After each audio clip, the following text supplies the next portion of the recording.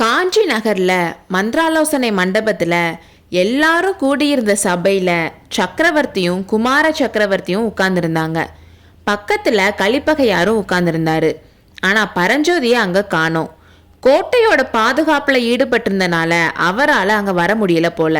இங்க இருந்த எல்லாரோட முகத்திலையும் கவலை தெரிஞ்சிச்சு.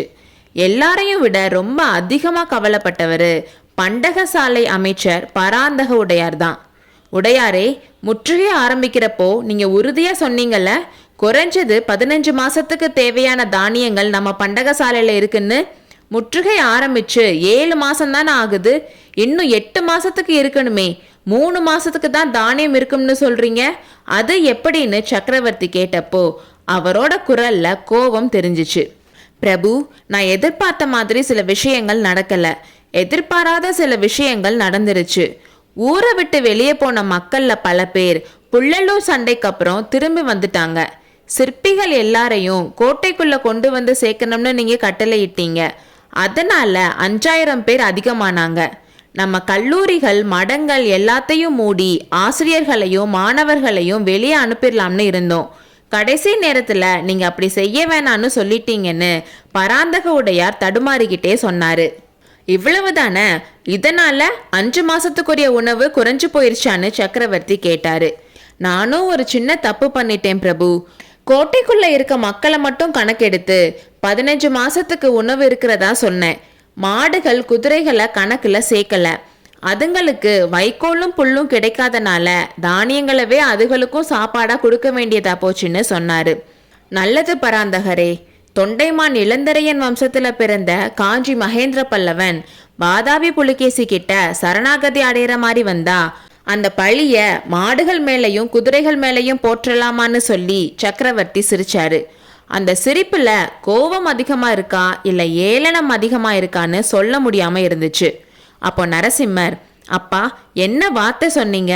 வாதாபி புலிகேசி கிட்ட மகேந்திர பல்லவன் சரணாகதி அடைகிறதா?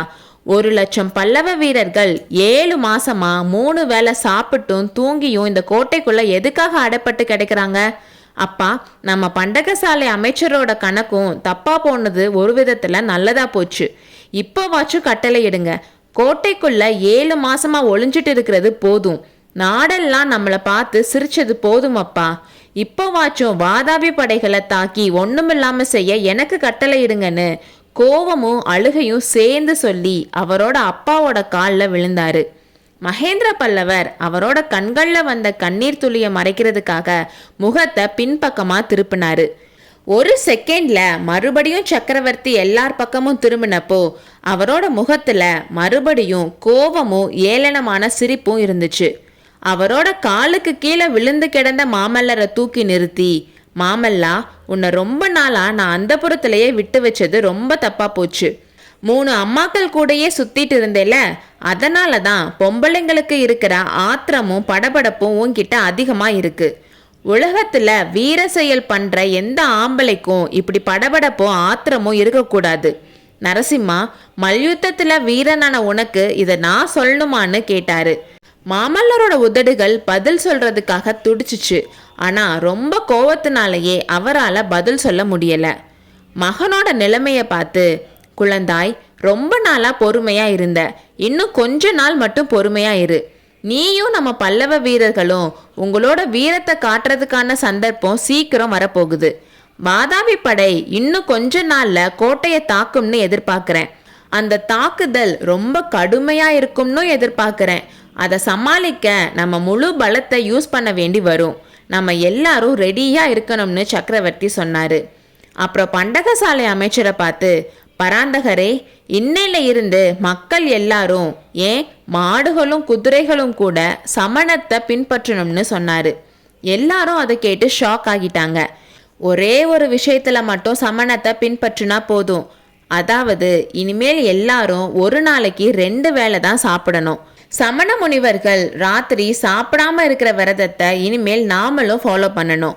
அதனால நாம ஒரு நாளைக்கு 2 வேளை சாப்பிட்டா நம்ம கிட்ட இருக்க தானியத்தை இன்னும் 1.5 மாசத்துக்கு நீட்டிக்க வைக்கலாம்ல. மந்திரிகளே, என்ன சொல்றீங்கன்னு கேட்டதும் முதல் மந்திரி சாரங்க தேவர், பிரபு, அப்போ கோட்டை முற்றுகை 4.5 மாசத்துக்கு மேல நீடிக்காதுன்னு நீங்க நினைக்கிற மாதிரி தெரியுதுன்னு சொன்னாரு. இல்ல, 4.5 மாசம் கூட நீடிக்கும்னு நான் நினைக்கல. முன் ஜாக்கிரதைக்காக உணவை 3ல் 1 பங்கு குறைக்கலாம்னு சொன்னேன். புலிகேசி இன்னும் 1 வாரத்துல கோட்டையை தாக்குவான்னு எதிர்பார்க்கிறேன்னு சொன்னாரு. பிரபு, அப்ப ஏதோ காரணங்கள் இருக்கிறனால தானே கோட்டையை தாக்குவான்னு எதிர்பார்க்குறீங்கன்னு முதல் மந்திரி கேட்டாரு. ஆமா, அந்த காரணத்தை உங்களுக்கு சொல்ல விரும்புறேன். சபையோர்களே, உணவு நெருக்கடியை பொறுத்தவரை நம்மளை விட புலிகேசியோட நிலைமை ரொம்ப ஆபத்தானது. வாதாபி படை 3 மாசமா அரை வயிறு சாப்பாடு தான் சாப்பிட்டு வாழ்றாங்க. புலிகேசி வாதாபில இருந்து கிளம்புனப்போ 5 லட்சம் வீரர்களும் 15,000 யானைகளோட கிளம்புனான். இப்போ வாதாபி படையில 3 லட்சம் வீரர்களும் 10,000 யானைகள் தான் இருக்கு.